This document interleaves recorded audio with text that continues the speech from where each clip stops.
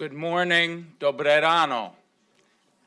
Welcome to the Brookings Institution for the latest in the series of distinguished speakers that we have welcomed to our building on this 100th anniversary year of Brookings. I'm very pleased today to welcome my friend, Prime Minister Bohuslav Sobotka of the Czech Republic to address us on the challenges that are facing Europe and the EU as we meet here this morning. The Prime Minister is here for the President's Nuclear Security Summit and has agreed to address us. Prime Minister Sobotka's career parallels the history of the modern Czech Republic, starting with the fall of communism in 1989. He has been a member of the ČSSD, the Czech Social Democratic Party, since December of 1989, exactly when the late President Havel was assuming the leadership of then Czechoslovakia. Prime Minister Sobotka participated in the renewal of the Czech Social Democratic activities in Brno and in the Vyškov district. He's the co-founder of the Young Social Democrats, which he started in 1990. In 1996, he was elected for the first time to the Czech Parliament, the Chamber of Deputies, as the ČSSD, the Social Democratic candidate for the South Bohemian region. He has been re-elected to that position in 1998, 2002, 2006, and 2010. From 1998 until 2010, he has been a leader of the Social Democratic movement. He served as the Minister of Finance. He has served as the Deputy Prime Minister, has been the Chairman of the Budget Committee of the Chamber of Deputies, and the Vice Chairman of the ČSSD. He's headed the important committees of the Parliament, assumed his position as Chairman of the ČSSD in March 2011. As we are in the American political season and getting ready for our conventions, I vividly remember, while serving as ambassador, attending all of the political conventions, including the one in which the Prime Minister was selected to chair the ČSSD in a tough political battle. So he is a graduate of the Faculty of Law at the Maastricht University.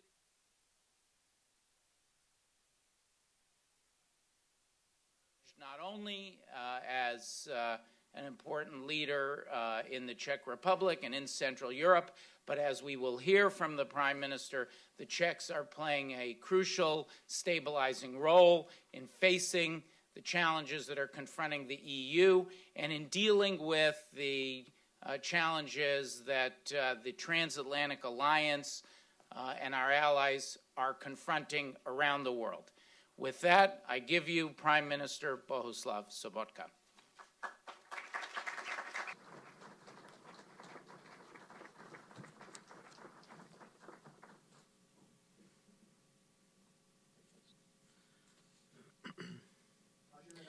Ladies and gentlemen, 1 year and 4 months ago, I had the honor of unveiling the bust of Václav Havel in the Capitol building. Václav Havel, who was the symbol of the fall of communism and building a free and democratic society in our country. In my speech, I quoted several times from his famous address to the US Congress of 1990. In February 1990. I firmly believe that you won't mind if I use the same address of the Czechoslovak and later the Czech president as my inspiration today as well.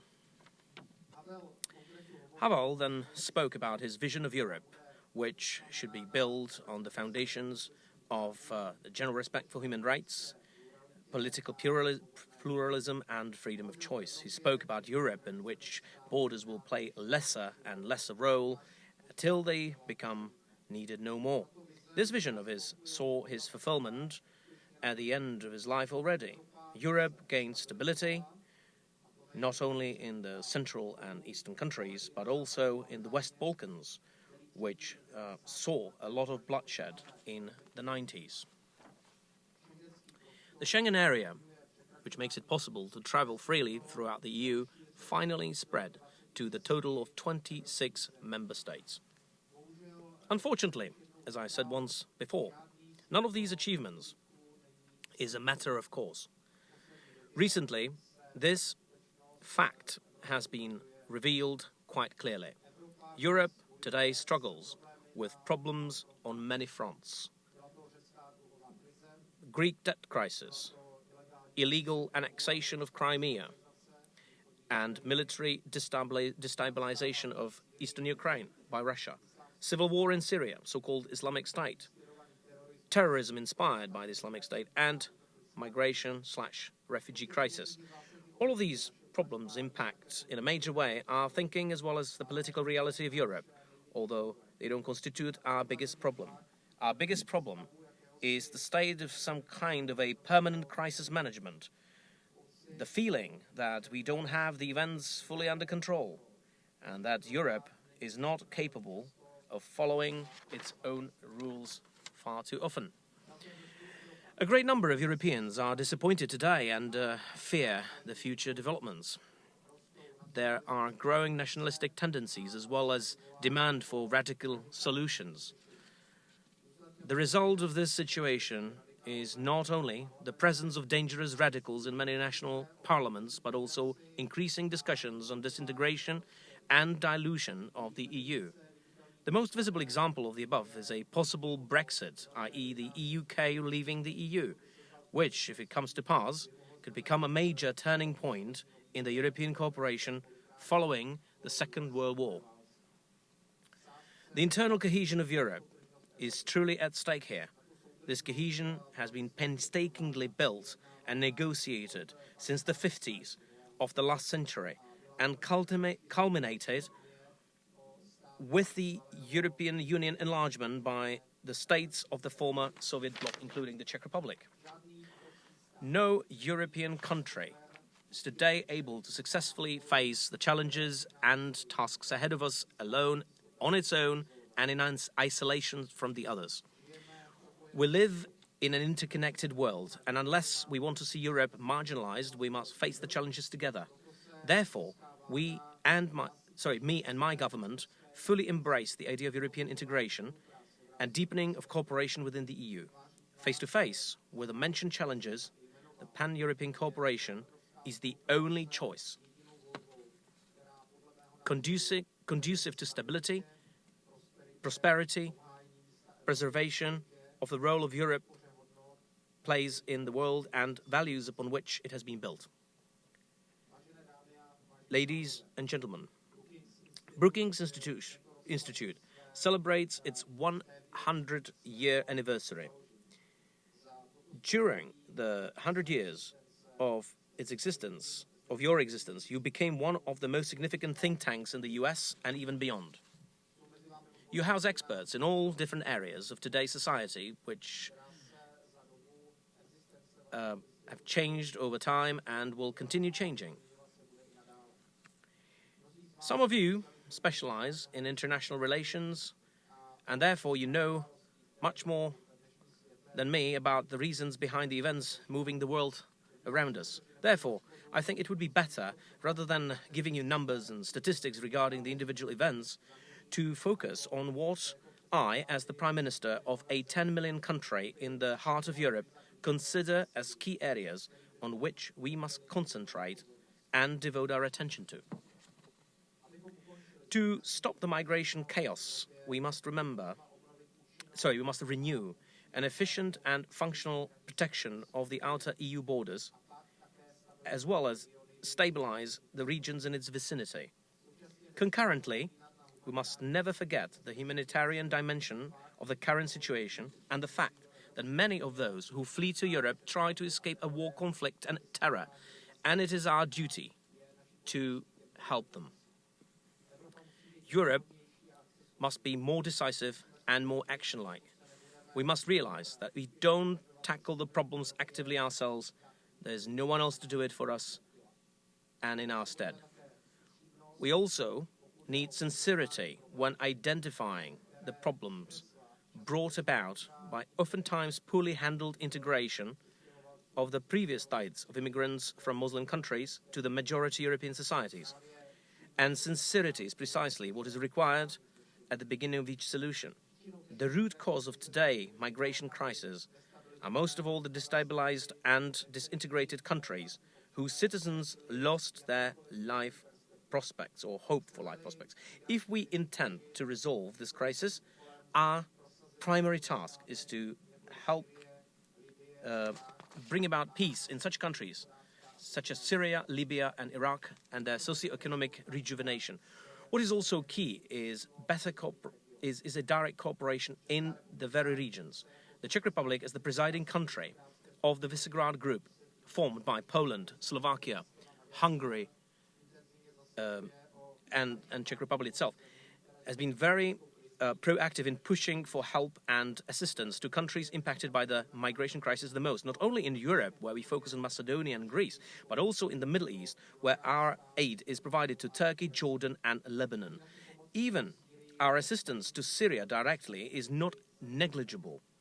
Czech Republic is the only EU member state with a still functioning embassy in Damascus, and the contacts that we maintain have priceless value for our allies and help organize humanitarian aid right on spot in the war-stricken regions.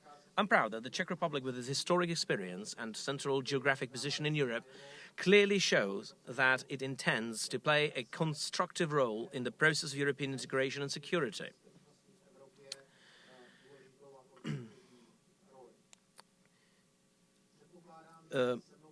I suppose that you will agree with me that in times which are difficult as we experience, that we should maintain our relations with allies who we share common goals and values with. And therefore, I believe that one of the major priorities is the deepening of the transatlantic cooperation and cooperation within the NATO. The security architecture cannot be imagined without this cooperation. Strategic partnership between the EU and the United States should be deepened and should impact other areas of politics as well, not only just security and defense.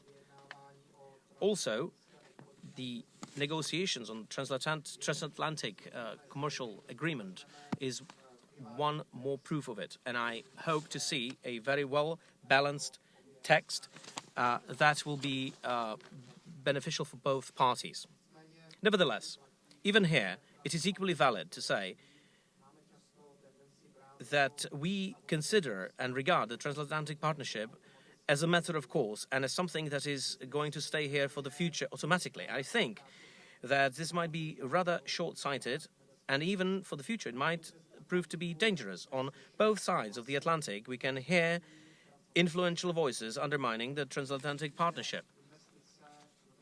I believe that investment into this cooperation is very much needed, not only through political capital, but also by strengthening contact between common Europeans and Americans. We must raise the interest in what is happening on each side of the Atlantic, foster the willingness to listen to each other, and realize the significance of this partnership. For that is also why I came on my official visit to the United States of America.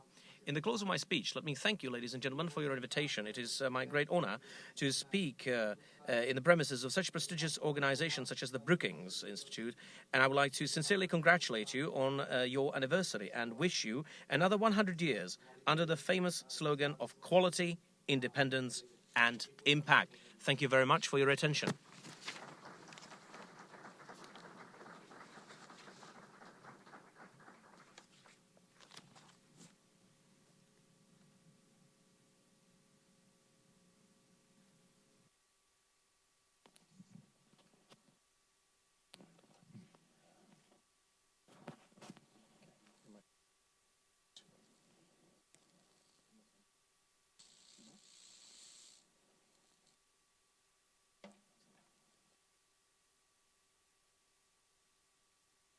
Díky, pane premiére, pro vaše krásný.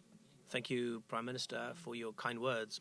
Minister, for your kind words about Brookings and for your incisive analysis of the challenges facing Europe and really facing the world.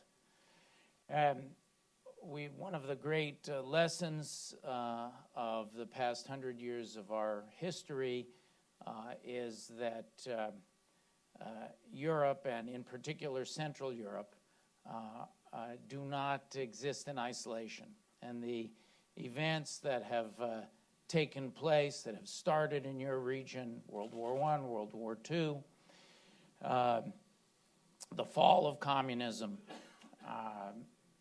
have had global impacts. And we're seeing a series of global issues now that implicate the region. I'd like to start, if I may, with your strong words about Czech Republic assistance in pushing back on the chaos in the Middle East.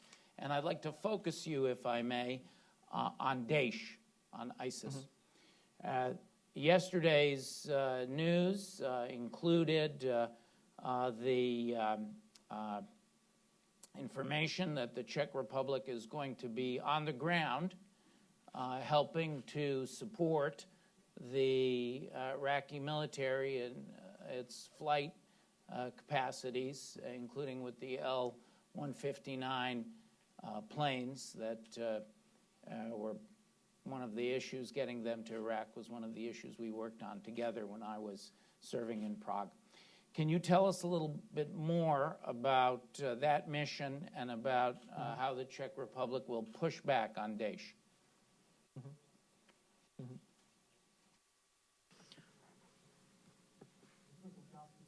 We are a part of a coalition of more than 60 countries who try to actively fight Daesh. The Czech Republic provided repeatedly in the past 2 years a supply of ammunition as well as weapons for the Iraqi army. And the weapons have been distributed through the central Iraqi government, and they're also provided directly to the Kurdish fighters who actually gain significant victories in the north of Iraq against the Daesh. I'm very happy that the Czech Republic allowed or made it possible for the Iraqi army to buy the L-159 planes, jet planes, that will increase the capacity of the Iraqi army. We also train the pilots of the Iraqi army. So a few days ago, my government approved the presence of our military advisory team that will be directly deployed in Iraq, helping the Iraqi army. It is a direct support through weapons, ammunition, training, and we're also ready to cooperate in a number of other projects that will increase the capacity of the Iraqi state to fight against Daesh. The fact that Daesh spread so significantly and so far and so fast, it actually demonstrates to the fact that there are evident weaknesses that need to be fixed on the side of the legitimate regime in Iraq. And in order to be able to defeat Daesh, we really have to focus on a number of fronts to provide humanitarian aid, train the military, as well as rejuvenate economy, as well as stability in the region. Because what we see is that we really need to rebuild the countries which disintegrated into nothing in a matter of few months or years, and rebuild the structures. Because I think that Daesh, in many times, actually doubled the missing governmental structure. So by rebuilding those countries, we'll be also combating Daesh very efficiently. Czech Republic, of course, as you mentioned, has continued to play a critical role in Syria, keeping your embassy open in Syria. Ambassador Filippi is one of the great heroes of the global ambassadorial corps for hanging in there. How do you see the situation in Syria as unfolding? Are you personally optimistic that the ceasefire, with all of its flaws, is going to lead to more stability? The Czech Republic has unique eyes on the situation, I will say, myself speaking to Ambassador Filippi both when I served in Prague and continuing to speak with her. She's a very acute analyst of the situation. So we're curious to hear from you the Czech view on the prospects for Syrian improvement. Mm-hmm. I think that the serious question or the serious issue is not easy at all. I think a problem that we partly caused ourselves is that this war has been going for far too long. And it is clear that following the 5 years of the civil war, there is a great number of individuals who are losing patience, losing hope, fleeing the country. We, as the Czech Republic, we have been always very active in the region of the Central European Union. In fact, we have a network of our embassies, including the mentioned embassy in Damascus. And Mrs. Filippi has really done a great work, heroic work, truly. And she only doesn't serve the interests of the Czech Republic, but the European Union as well. Syria actually lost almost half of its inhabitants, because half of the inhabitants are on the run. They left Syria for Turkey, Jordan, Lebanon, and even directly in Europe today. We are trying to provide help and assistance in refugee camps as well. We see this as a very important way to show solidarity and provide a partial solution to the refugee crisis by really providing aid in refugee camps. And I personally visited some of those spots, and in relation to what is happening even in Europe in a great number of places, a great part of Syrian refugees actually do not want to stay in Europe. They want to come back. They want their children to get their education, free education to live in a free country. They don't want to join the army on either side. They just want to have a peaceful, prosperous life. Of course, peace negotiations in Syria are not going to be easy.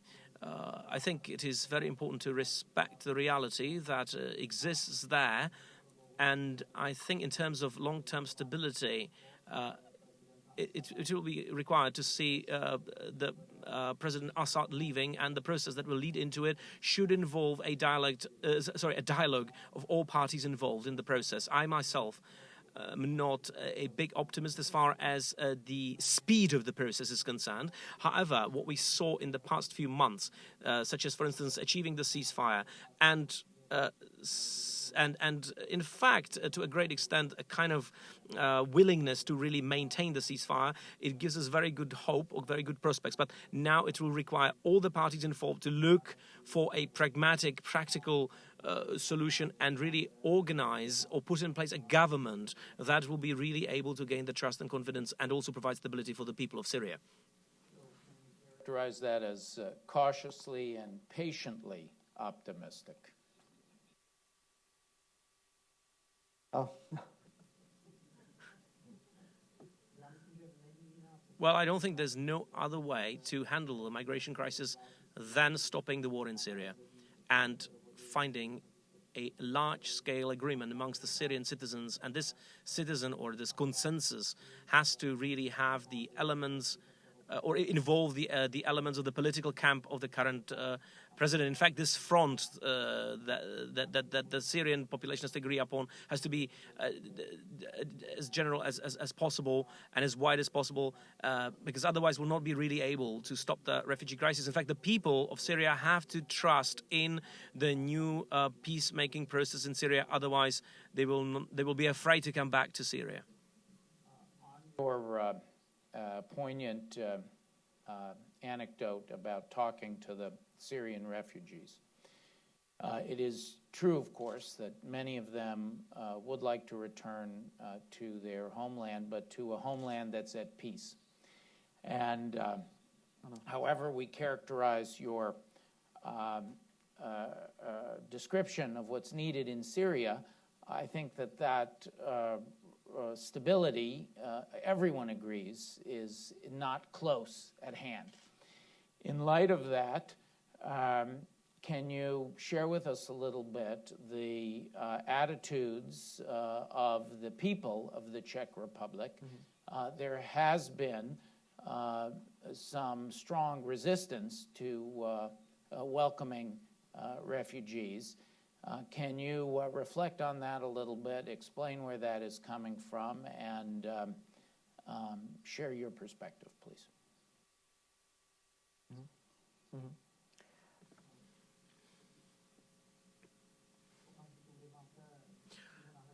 Well, if you're in a situation in which at the borders of Europe you have a very active terrorist infrastructure, which is represented by Daesh today, you can't really be enough cautious about your security and defense, only even if we deal with the refugee and humanitarian crisis.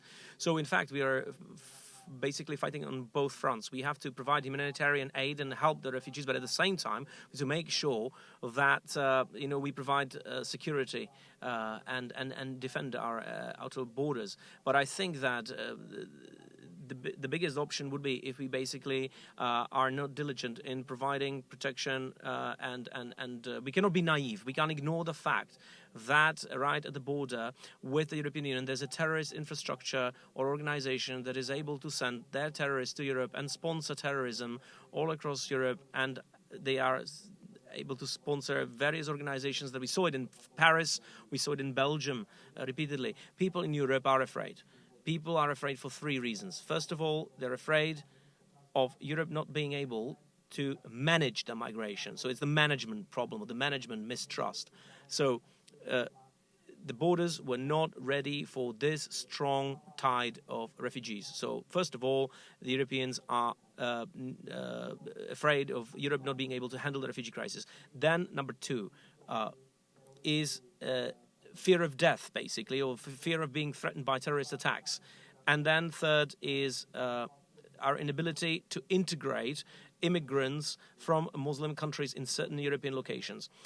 It shows that although the first generation of the Muslim refugees, or immigrants, if you will, or Muslims who came to Europe, they were integrated successfully into the labor market, into the society, but the problem usually starts with the second and third generations. There is a big danger of radicalization of the second or third generation of the Muslim immigrants in Europe, and Europe has to be ready to respond to it. Of course, we have to refute the principle of collective guilt. There should be no tendency to put all Muslims into one group and label them all terrorists. That would be the worst possible approach. So,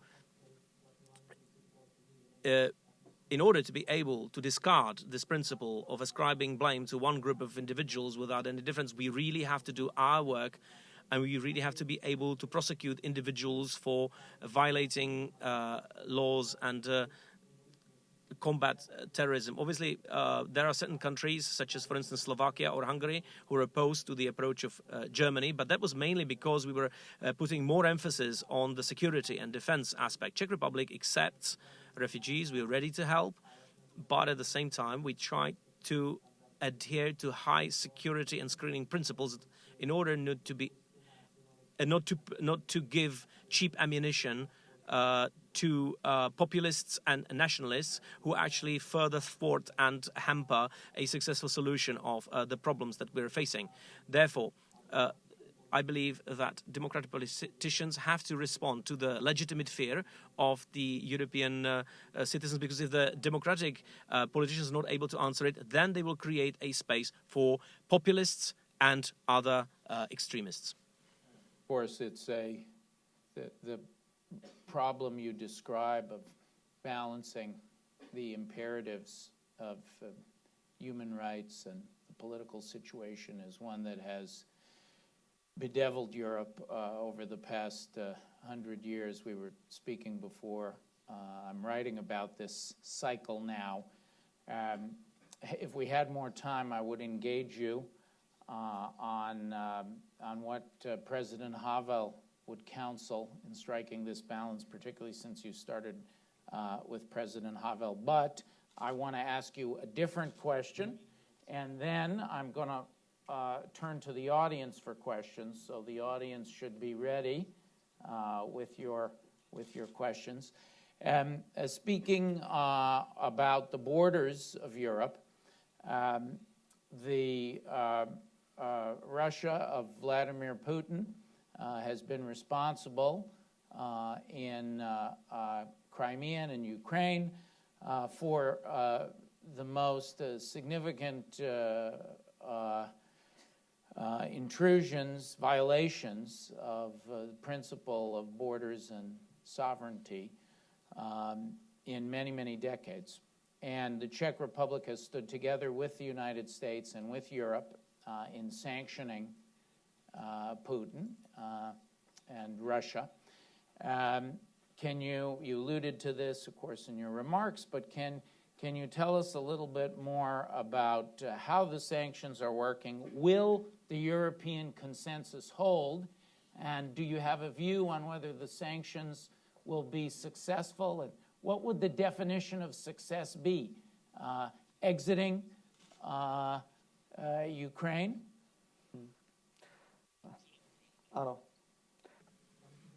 Well, I think this is one of the major questions, because when we talk about factors that worsened in the past years, a security situation in the direct vicinity of the EU, Ukraine is one of those. Of course, I will come back to Ukraine in detail in a short while, but I should not, and I don't want to forget, one important note that I wanted to make. You mentioned some important dates and events that are related to the history of Central and Eastern Europe, and oftentimes they are very much intertwined with the history of the Czech Republic, or Czechoslovakia, if you will, in the past. And I believe it is of paramount importance, and I also mentioned it in my speech, and that is the significance of transatlantic cooperation and partnership between the EU and the United States of America. And I think it is important for the United States of America, in spite of their own interpolitical problems, challenges, priorities, and issues, should not forget about what is happening in Europe, because what in the 20th century took place in the Central Europe always had an impact on the global level. Whatever happened in 1914 in the Central Europe and in the Balkans, it started the First World War. What happened in Germany and Central Europe in 1939 or in the 30s, it started the Second World War. What happened in the 60s, including the Prague Spring in 1968 in Central Europe, actually enabled a fall of the communist regime later on, because this was the first time the communist regime lost its credibility by invading Prague with Soviet tanks in 1989. Again, is another important indication and a kind of lesson for the United States to realize that it is important to pay attention to what is happening in Europe. So coming back to Ukraine, I'm very happy that the EU so far has been united on this issue. I think it is very important that there is enough coordination between the United States of America and the EU. And apart from sanctions, we need functional government in place in Ukraine. A number of countries provide support to the Ukrainian government. However, the political situation in Ukraine is very, very unstable. There are many personnel changes, the replacements of ministers, and there's a lot of tension in the Ukrainian parliament. So what we need in Ukraine is a stable government that will be a viable partner towards Russia when talking about the application and implementation of the Minsk agreements, and also internally they'll be able to execute reforms that will improve economic and social situation of people in Ukraine. When political changes happened in Ukraine, the people who demonstrated in Maidan's so-called squares, they waved the European flags. However, for many Ukrainians, Europe is a symbol of a place with higher standard of living, lower corruption than what they experience in Ukraine, and better life. That's why we saw those European flags there. However, the question is whether the democratic government, or the democratic elected government in Ukraine, is going to be able to provide positive changes, economic, social, and other, to the citizens of Ukraine. If they're not able to do that, then Russia will gain from it, because they've been trying to destabilize the region for a long time. So as far as the outcome of the sanctions, the success of the sanctions, what is important is that the sanctions are combined with the fulfillment of the Minsk agreements. I'm very glad to see that the Minsk agreement process has been started. This is the only alternative to discontinuation of the war in eastern Ukraine, because it was very important to stop people from dying in eastern Ukraine. And we just need to see this process through. And unless the Minsk agreements are fulfilled, then the European Union cannot unilaterally cancel the sanctions. However, the sanctions and their fine-tuning should always correspond to the level of fulfillment of the Minsk agreements. And I believe that Europe has to stay unified, should not allow its division. And it is not easy for some of the European countries, including the Czech Republic, because a great number of Czech companies have economic interests in Russia, and we export a lot of products and services to Russia. And in fact, those companies complain, businessmen complain, the business community complains. However, Europe needs to maintain a unified approach on this matter.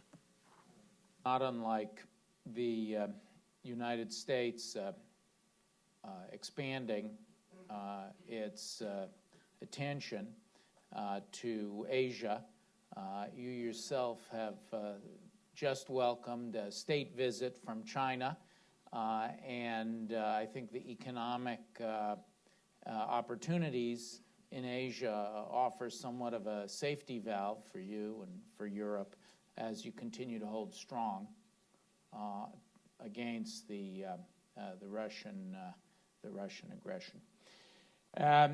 With that, I'm welcoming questions. You can ask questions here live in the audience at Brookings, and you also can send me questions on Twitter at Norm Eisen, and I will attempt to take a mix of the two. We should have, yes, we have Grace with the microphone, and we will start here on the aisle. This gentleman, another microphone coming from the back. Very good. Pane premiére, co se týče nedávné dohody Turecka a Evropské unie, myslíte si, že je možné, že the EU by the June 2016 deadline?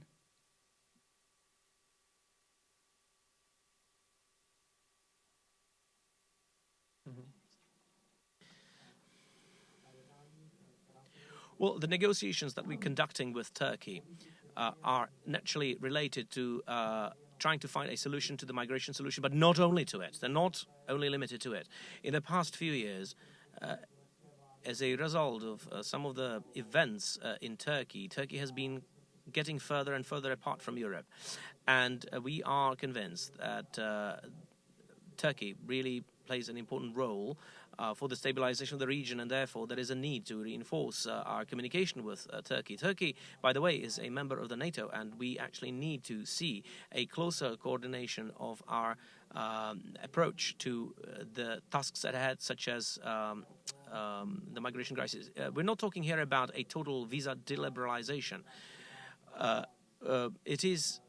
It involves the possibility to cancel a short-term Schengen visa, which actually is valid for a period up to 30 days.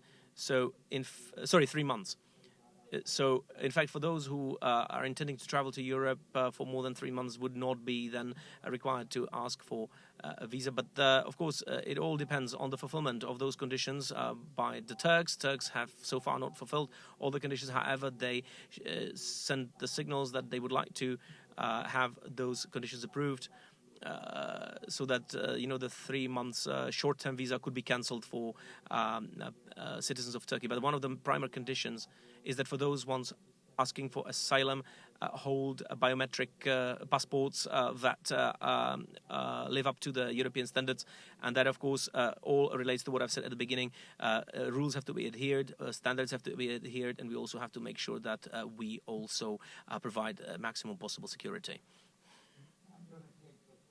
Question now from Twitter, and then we'll have a question over here from this side of the room.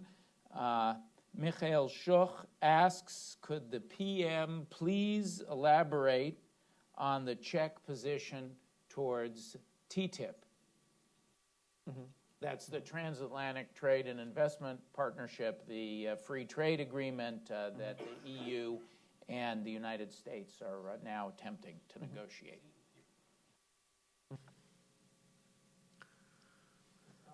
The Czech government is convinced, based on our analyses that we've done, that conclusion of the TTIP could be conducive to increasing economic growth, both for the EU and the US, and can be beneficial for the growth of our economy in the Czech Republic. We are convinced that the Czech Republic is competitive enough that it will be able to play its role as well as use the potential provided by the TTIP.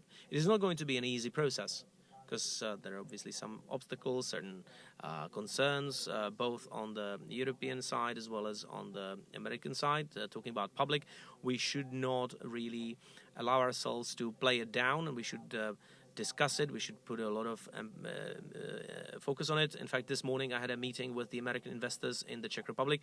They actually mentioned as one of the most important things security of the data that flows between the US and Europe and back and forth, making sure that also protection of the health of the consumer, protection of the rights of the consumer are very important for the Europeans. So all of those things should be accorded attention. However, there is a solution to them. So the Czech government tries to play an active role. We would like to see not only progress but final conclusion of the TTIP between the US and the EU after all of the major issues have been resolved. Over here from Bob Dubek. And then we'll take another one from Twitter. The questions are flowing in on Twitter at Norm Eisen. Keep them coming. Mr. Prime Minister, I'm Robert Dobek. As you know, I and others 21 years ago founded American Friends of the Czech Republic to advocate for the Czech Republic admission to NATO. So we believe in the alliance. But right now I would like to channel Donald Trump. And the question is, we here in America, a lucky American gets 3 weeks of vacation and maybe 11 holidays. Germans get how many? 24 holidays, 6 weeks of vacation. Yet we bear a disproportionate burden for defending Europe. So you mentioned strengthening the alliance. Now, is this going to include the European countries stepping up and their defense budgets and playing a larger role in the defense of the Western alliance?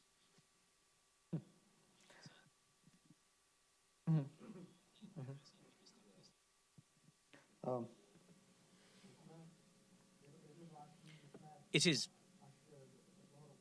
quite strange, but till the year 2013, we've been experiencing in Europe some kind of optimistic period.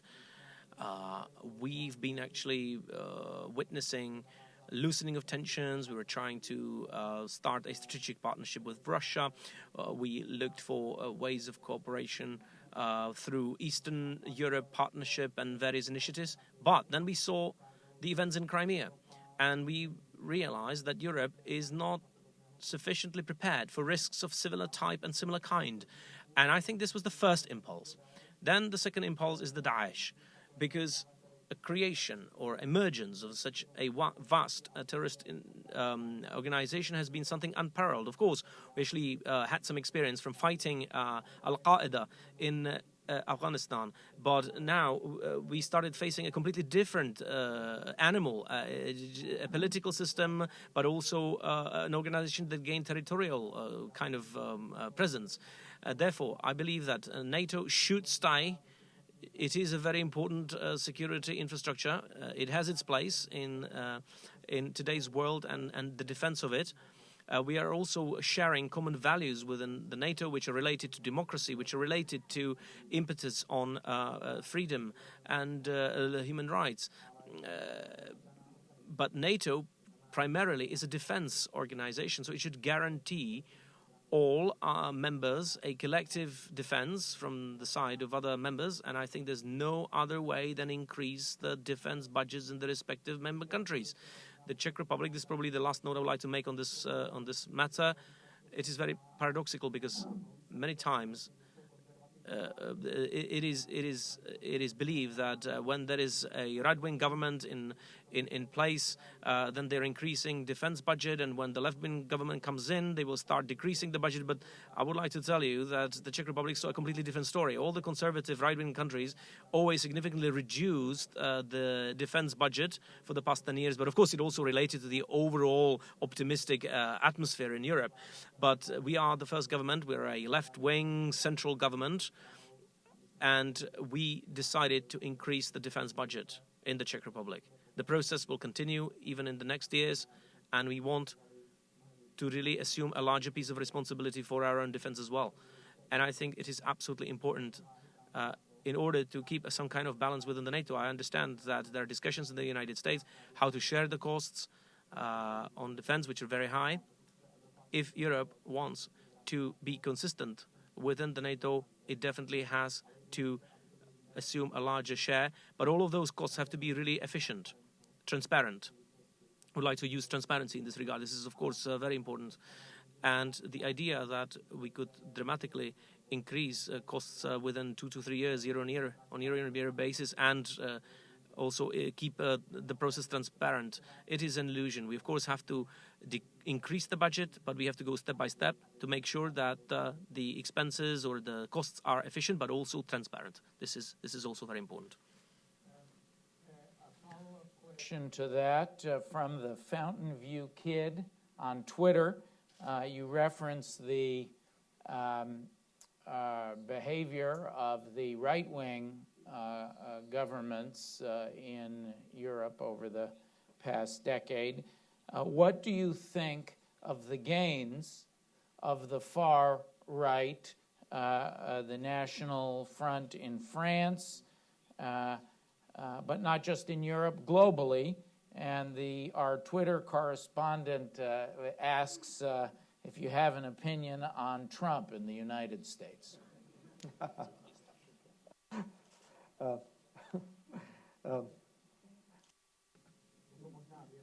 Okay, these are two questions in one.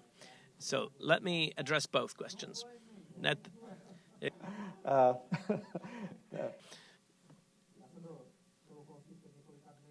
A few days ago, as a matter of coincidence, I was in Paris and I had a chance to meet the Prime Minister Valls and President Hollande.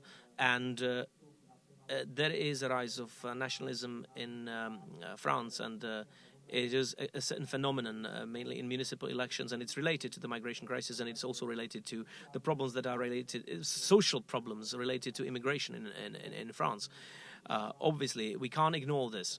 In France, we saw some kind of cooperation of democratic parties in the elections as a part of majority system. The socialists kind of withdrew some of their candidates and supported the candidates of democratic right, which is a kind of procedure of certain kind of partnership. And I think this kind of model will be seen more and more often in Europe.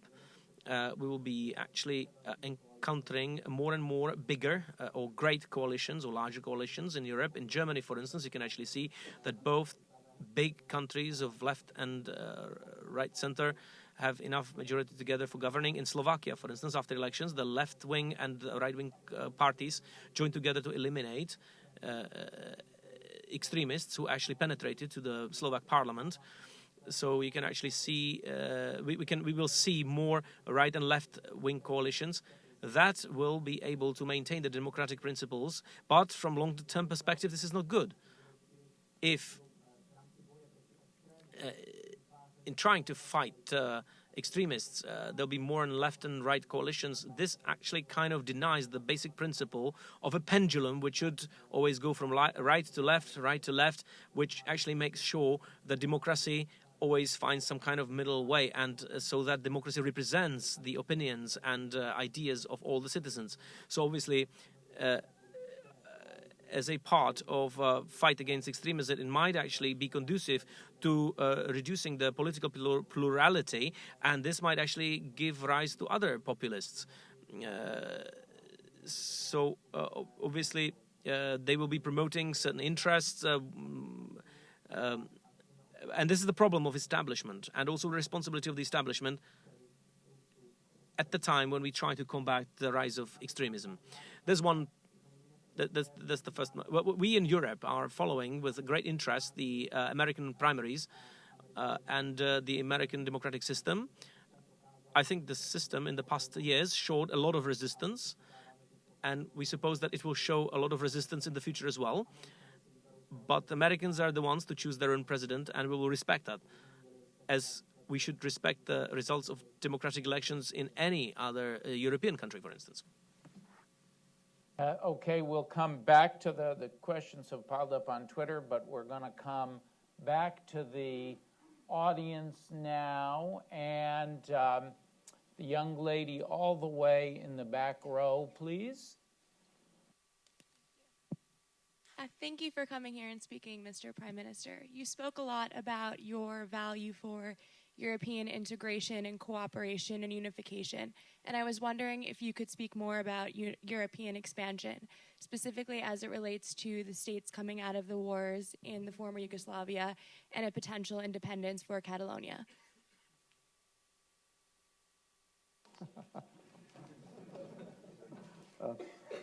I can't, when my wife asks me tonight about the meeting with the Prime Minister, I'll say, well, we discussed Donald Trump and Catalonia.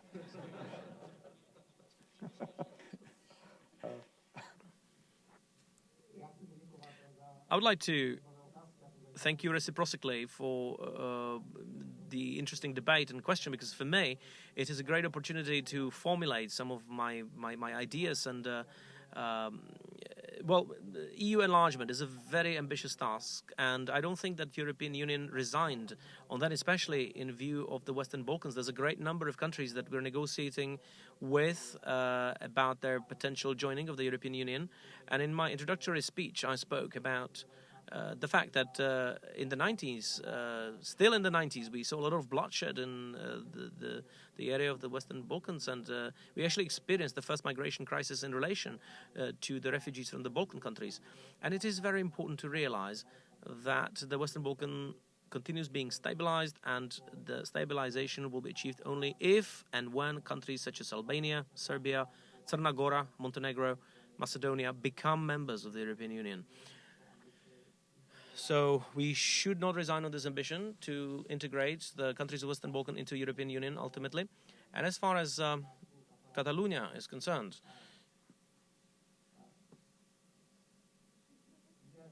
well, look, if it is demonstrated in reference to the Brexit referendum, we actually saw already a similar referendum on Scotland deciding yes or no to stay within the UK, and the Scottish decided to stay. And I'm firmly convinced that the UK will stay in the EU. And I think we're doing all our best that the UK stays in there. But if they decide to leave the European Union as a result of referendum, then we will actually see a certain tide, a wave that will give a lot of hope to nationalists and separatists. So certain regions such as Catalonia and other regions that are thinking about their independence or some kind of form of sovereignty, obviously fragmentation of the European Union will be very much playing into the hands of the separatists. So we will actually see, depending on the Brexit.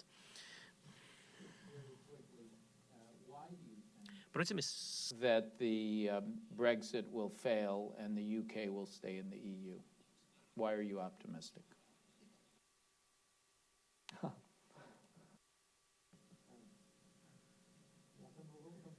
Well, I spoke about what I wish for.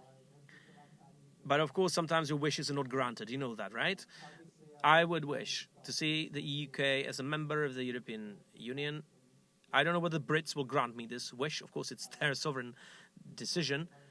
When we spoke about that in the European Council, I actually spoke with Dave Cameron. I actually told him, look, you couldn't have chosen a worse period for a referendum, because, all of us are dealing with problems, namely in relation to the refugee crisis, and all of that, might very much influence the opinion of the people. Of course, there are going to be other subjects as well, but there are the issues of security.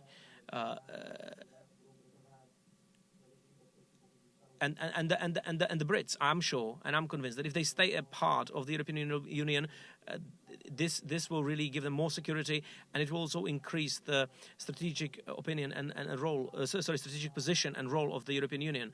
So, of course, there's a great number of arguments that should be very much strongly reminded to the British citizens. However, it is, of course, up to them to weigh pros and cons, and they will make their own decision whether they stay or they leave. I think I am speaking on behalf of the majority of the Czech citizens. We actually, most of us, wish for the UK to stay in the EU. Note, I want to thank the Prime Minister for joining us at Brookings, celebrating our 100th birthday together. The past 100 years since the foundings of the Brookings institution, I have seen a lot of ups and downs in your region, and if I may say so, as a child of a Czech American in our region of Central Europe. The leadership that your remarks have exemplified are critical to steering Europe and the transatlantic relationship through these choppy waters.